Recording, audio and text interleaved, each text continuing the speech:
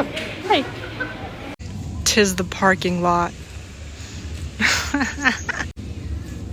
And 'tis moi. So I'm gonna go home now. Andrew has some vertigo. So I'm gonna go home and join him first. We're gonna chill a little bit at home. And then we're gonna go have some dinner. And then I'm gonna talk to you guys about some really serious stuff.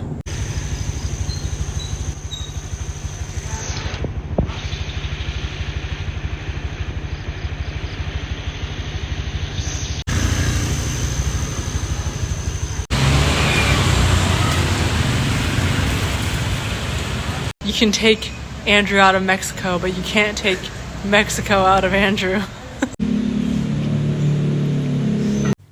So after that, after what you saw, we ran a few errands.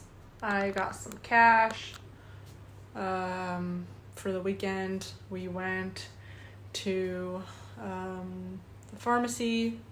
We got some vitamins. We went to a clothing store.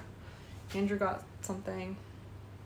Andrew's talking to, I guess he's talking to someone about renovating this place. So we are going to be doing some renovations on this home. It's been a really crazy week trying to decide what to do. Basically, the question is, Andrew might have more opportunities in other places.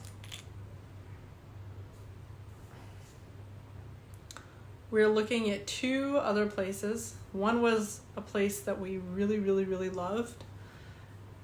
We lived there for a year and we loved it very much, and we left not because we wanted to, but because we had to. A few things went into it, and that was Colombia. We loved living in Colombia. We were there for a year. We loved the delivery system, Rappi. We loved being able to bike everywhere. It was so walkable, bikeable, everything was so clean, easy. Of course, there was the dirty places and there was the unsafe places, but we lived in the unsafe and the dirty places too. But overall, Bogota is such a big city, and it's so, everything is just so accessible. And Colombia in general, they have good food, healthy, clean, not a lot of chemicals compared to other places. Bogota is the cleanest mega city in the world. It is the only place that you'll find that has that many people jam-packed into one city. I think now it's 13 million people or something in one city, and the air is as clean. They have in the air index, and when you search online, the air is as clean as Salt Lake City, Utah, which is that's saying a lot for a mega city that has trains and buses and planes flying in every day, to have the air as clean as that. And a big part of it is in nature and the fact that people mostly bike everywhere. People bike a lot. Bicycles. You don't need to drive a car because they just have so many bike lanes. The city is just set up so nicely for people that want to walk and bike. And you don't see any fat people. Colombia is just a very healthy place in general. But Bogota, on top of that, is so convenient. Deliveries, the fastest delivery I ever saw. We have Gojek here in Indonesia. There's Gojek, which is pretty good. It's fast, but it doesn't have everything. You can't find everything in there. You can't find toiletries, groceries, furniture, arts and crafts. In Colombia, with Rappi, you can find everything you need. Even some kinds of furniture, you can literally have it delivered to your door within minutes, and they have a thing called Rappi Express or Turbo, and it's within 10 minutes you get whatever you want delivered, and price is good, the price is right. So and then of course we have our friends there, we have connections there, doctors, there are things that we've really been missing while we were in Bali. And, Andrew had been working on this ambulance company for a really long time while we were here. And that's, we kind of built a sense of home and stability around that. But now that he's not working on that anymore, it's kind of like, what next? What are we, and it's just such a transient place. Bali is more touristy, more transient than the places we were in Colombia, Bogota, Villa de Leyva. Where we were in Colombia, those places were a little more long-term. People would actually live there. In Villa de Leyva, people would live there. In Bogota, people were living there. And, our friends are still there. A lot of them are still there. And the people that we felt very comfortable with, even though it was a time when we weren't even socializing. We were both in crisis mode. And we weren't even socializing very much. But with the little socializing that we did, we found people that we felt very safe, comfortable around, and they're still there, So here in Bali, it's not the same. It's very transient. People are moving very fast. They're usually running away from. They're mostly expats. It's not like in Colombia. It's like you're friends with Colombians. You become friends with the locals, and even the expats tend to be a little more long-termy. Like the people that go to Bogota are not there on vacation usually. People don't think of Bogota as a vacation town because it's just not very vacation-y. Like the things that are cool about it are the things that make it cool to live in a place and to have your base in a place and to have your apartment. It's funny, Nomad Capitalist talks about this a lot. Andrew Henderson talks about it, where Bogota is kind of where you want to have your base. You want to build a house. It's just easy to find labor, people to work on stuff, It's easy to find anything you need, you'll find it. Any kind of dojo or classes or anything, any kind of art that you're looking for, you'll find it in Bogota. But it's not where you would necessarily go on vacation. Usually when people go on vacation to Colombia, they go to one of the Caribbean cities or they go to Medellin. They don't go to Bogota, usually. So, the kind of expats that you meet in Bogota are usually going to be more long-term expats. They're going to be there. After you leave them for a few years, you go back and they're going to be there. And maybe they're going to be traveling to other places at the same time, but they're probably going to have a base of some kind in Bogota that they always come back to. Yeah, with Bali, it's just not the same, and it feels a little bit feeling a little bit lost. And then on top of that, the grocery shopping thing that I talked about in another video, it's kind of hard. It's hard to nest. It's just, there's Shopee, there's Tokopedia, there's things, there's Gojek, there's delivery systems here, but it's not as easy as Colombia. Really, it's not. You have to jump through more hoops to get things delivered to your house. So far, I never got anything delivered because I don't know what I'm doing wrong.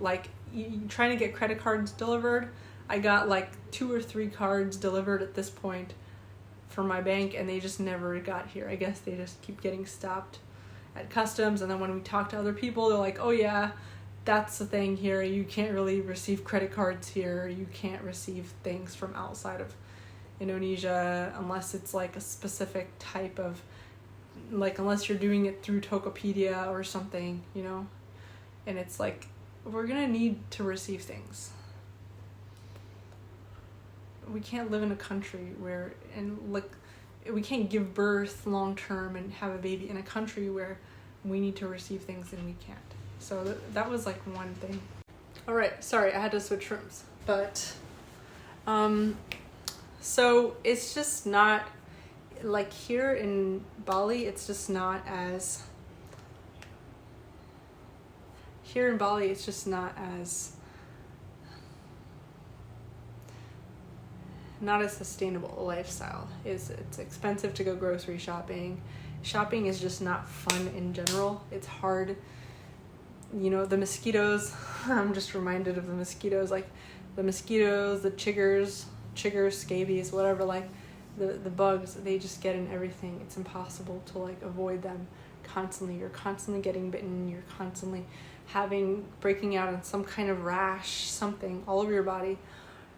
It's just really frustrating. It's really frustrating to try to like stand outside of the air-conditioned room. Like, we are really lucky that we got air-conditioned rooms, but like the entire house isn't air-conditioned. So if you stand outside of the air-conditioned rooms, and it's not just our house, it's like everywhere in Bali is like this. It's just, everything is just outdoors, and it's nice. Nature is nice until you have to get shit done. Then it's just really, really, really difficult. And like, so for vacation, for relaxation, it's nice. It's really nice, and I like that. And scuba diving, surfing, we love these things. We love scuba diving, surfing, doing stuff. It's really hard to work on a routine. I love swimming. I love the swimming here.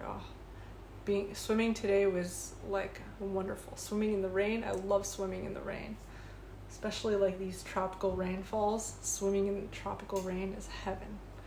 I really hope, if whatever we do, we get to do that. And then the birthing center that we've been planning to give birth in, I was so excited to give birth there. I mean, if we have the privilege of giving birth there, I'm still very excited for that.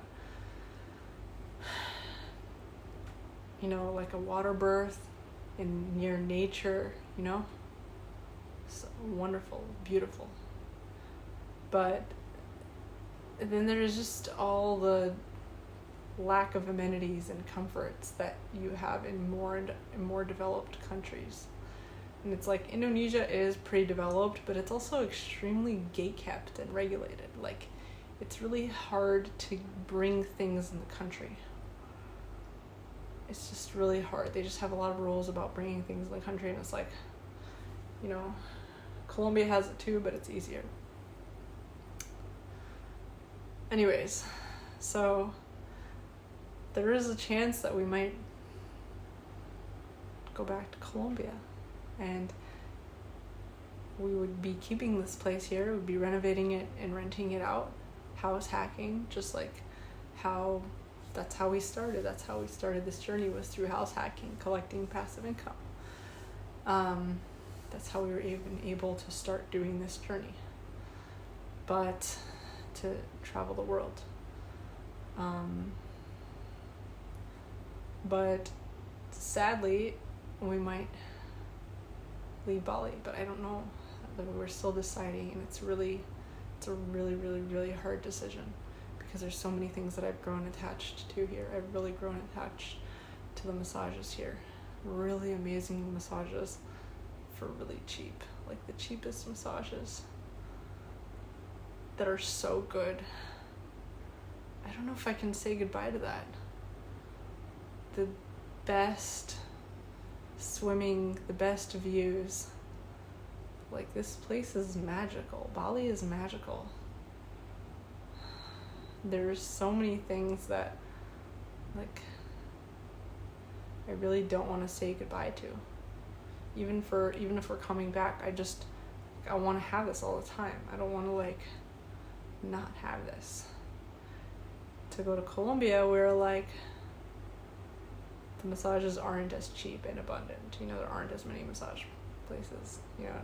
The ones that are there is just not cheap compared to this. At least 5 times the price of massages. And just not as much competition for the massages. But then there's a lot of other things that we love about Colombia. Just easy. You can get stuff delivered. You can shopping. It's just, you can get anything you need. Anything you need, you can get.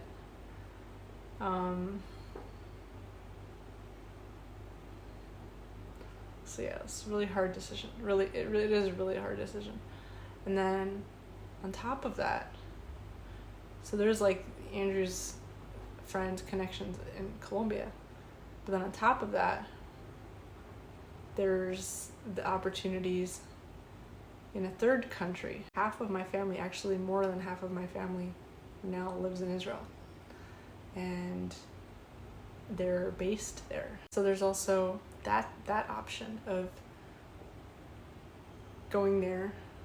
Andrew would have a ton of opportunities there, and then I will be able to give birth around my family, and they'll be able to help me out. They'll be able to drive me if I'm in an emergency. They'll be able to like basically take care of me and pamper me, which for a lot of people is important during birth. I mean, for me, I don't really know. I don't know what to decide. I don't know if I want to be around family during birth. It's such a vulnerable time. Will I feel better by it, or will I feel not? Like my siblings, I really love my siblings, but it's just like it's been so long since I've seen them, and it's been so long since I've been like around them for a long period of time. Is it going to be different? Like, that's so scary. And I'm already 4.5 months pregnant. Like, how do I decide these things in the middle of a pregnancy? Like this morning I really had like a meltdown. I was crying like crazy because it's just so scary to not know. And then even if we do go to any of these places, we can't go for like another 2 months. Like, it'll be in like 2 months from now. So I will already be 6.5 months pregnant. I'll already be 7 months pregnant by the time we move on to Colombia. If we do go to Israel and stay for like a month, let's say, it's very scary to be like trying to decide where you're going to give birth at 7 months pregnant. To be like starting to look around for doctors and where to give birth when you're already 7 months pregnant. It's just scary, especially when I know exactly how I want to give birth. I want to give birth in a water tub. I want to give birth naturally in a water tub. I don't want to do that in a place where people don't do natural births. Like, because we know the hospital system in Colombia, and we know how it is. Like, they have health, like everybody has health insurance, the locals, and it's very much in a system. It's like, Colombia is really fun when you're not in the system, when you're an expat and you can like take advantage of everything it has to offer. But if you're a local and you're kind of like stuck in the system, it's not fun. You're just stuck in like the way they do things. And they have like a universalized healthcare system there where like everybody gives birth in the hospital. The hospitals are very dirty, and like we just don't like the hospital. We love our doctors there, but like it's very different than the system. The system is like these hospitals that are like subsidized by the healthcare system there. Like, it's just so shitty, and like there's always like a line, there was always a line of people waiting to be called in. You're kind of a number. I was looking at the reviews for the giving birth, for like women that were giving birth, and this guy was saying that his wife wanted to do a natural birth with epidural, and she was all ready for it. And they said, okay, we're going to take her to the other room to give her the epidural shot. And he said, okay, let me come with you. And they said, no, you can't come because we're going to do epidural. You can't come. So they take her to the other room, and they take her to the C-section room. Like, I don't know how you just like randomly do a C-section when the guy thinks his wife is being taken for epidural.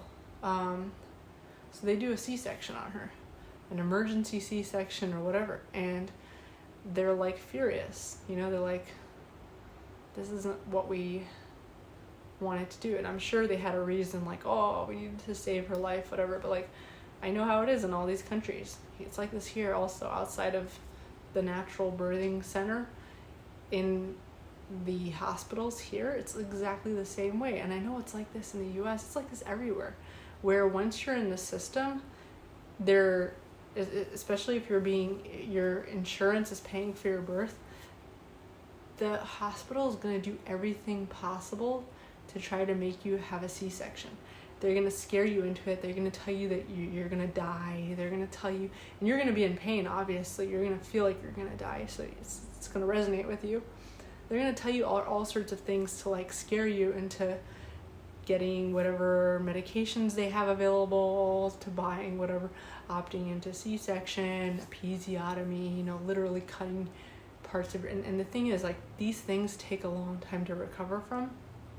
Whereas with natural birth, recovery is very fast. You can literally, like, everyone that I talked to that had natural birth had a really good experience. They said it was extremely painful while they were giving birth, but the next day they had like no injuries. They got up, they were able to walk around. Everyone says it's like this, and natural births usually take longer. So in a hospital, they're always trying to rush you out because you're a number to them. I mean, it's a money-making factory. So like, they don't have time to just sit there until you want to deliver your baby in a relaxed way, So all these things just really scare me about trying to figure it out in another country. Here, we know how the birthing center is here. The birthing center gives you people time. Their whole thing is that they do gentle birthing, and like, they give people time to give birth, to be in labor.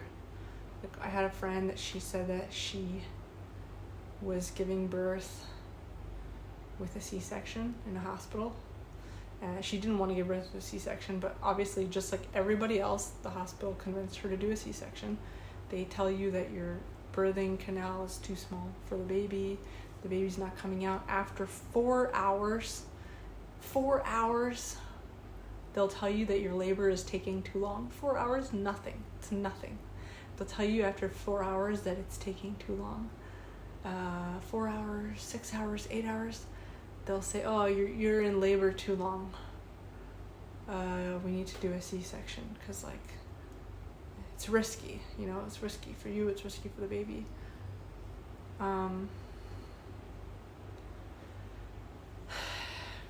Nature doesn't usually make mistakes, but when people intervene in the birthing process unnecessarily, a lot more mistakes happen. And people that have these C-sections, so my friend, she took a really long time to recover from this C-section. I mean, it's a surgery. They're cutting open your muscles, your parts of your body. They're cutting things open. You're gonna have scar tissue there forever. And it's also, you can't like have a lot of kids after, if you, maybe 1 or 2 kids after, but if you're a kind of person like you want to have a lot of kids, you can't do that if you have a C-section. So the next time she gave birth, she did it in that birthing center, and she said her labor was over 20 hours long. And unlike in the hospital, in the birthing center, they didn't rush her at all. 20 hours passed, they didn't tell her, oh, you're taking too long, oh no, the baby's gonna die. No. They stay with you, they monitor you, they make sure you're okay. They have an ambulance that takes you to the hospital if really your life is in danger for real. And they're trained professionals. And she said it was amazing, and she recovered the next day. She was able to walk around and okay the next day from a natural birth, that they did it like that. So I'm just rambling at this point, but it's really like, I know how I want to give birth, and I don't want to be around people in a culture that is gonna want something different for me. I feel like I am always easily pushed to do things in the way that other people want. It's really hard for me to like assert myself in the way that I want. And I don't want to be in a culture, in an environment where people are very much in their system. I just don't want it. Because I just know how easily I'm affected by it. And so I'm just scared. I'm scared to not give birth here. I'm scared to lose all the comforts and amenities of being here. Swimming, massages, the slow island life, you know. I'm just really scared I'm gonna miss all these things, you know. But then at the same time, there's Andrew's opportunities, and like I'm gonna be depending on him, so I want him to do well. And even if that means I don't really enjoy Israel. Like, last time I was there, I wanted to leave the whole time. I was there 6 years ago. I was visiting my sister. And I love my siblings, but like, I don't like Israel. It's just not a relaxing place to be for me. It's a place where you go to be stimulated and have fun or get shit done, if that's what you're doing. Like, it's just not a relaxing place. You don't go to Israel to like be in yourself, you know. You go to Israel because either you're visiting people, you're networking in some way. A lot of people are very religious, so they go for spirituality. I don't feel very spiritual when I'm in Israel. I feel very opposite of spiritual. I feel very like suffocated usually.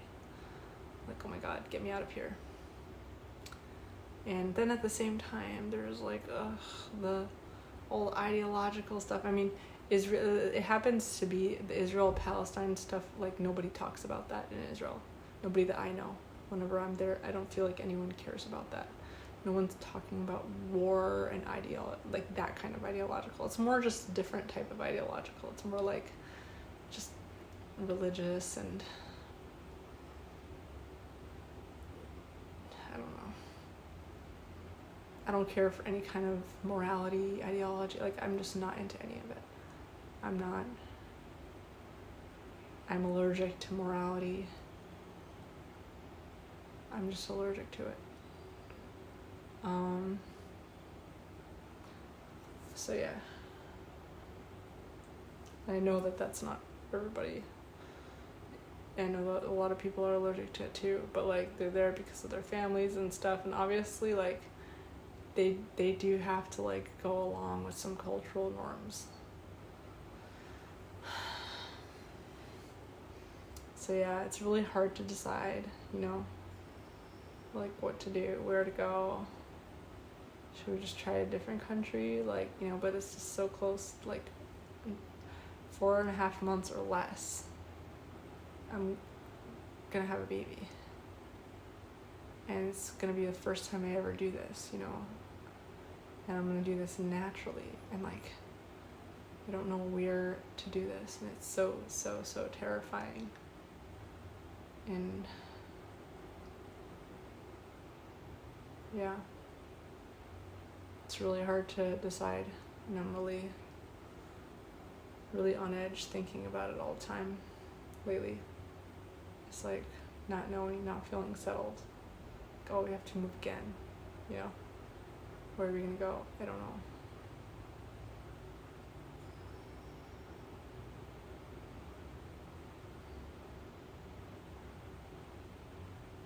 I just want to go somewhere where I can give birth comfortably. And without anyone trying to shove like medicine in my face.